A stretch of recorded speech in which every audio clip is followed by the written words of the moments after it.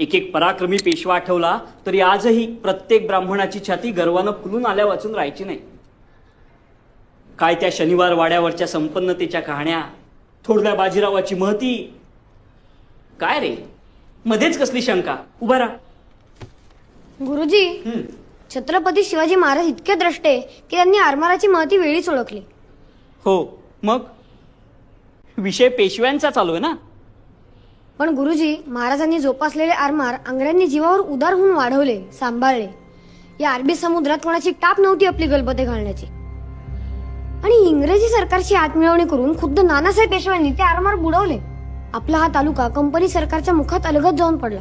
पेशव्यांची ही मोठी चूकच म्हणावी लागेल नाही का? साने ना तू. चला वा वर्गाबाहेर.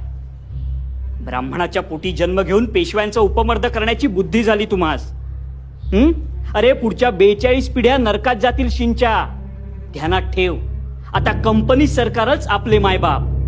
त्यांची पुढची पावले ओळखले पेशव्यांनी असं म्हणावं तर. चल निघ आधी वर्गाबाहेर.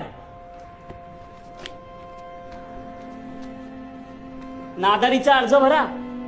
शाळेचे शुल्क जमा करता येईना. भिके चढवायला लागले त्यांना. आणि मला इतिहास शिकवतोय म्हणे. चल निघ आधी वर्गाबाहेर.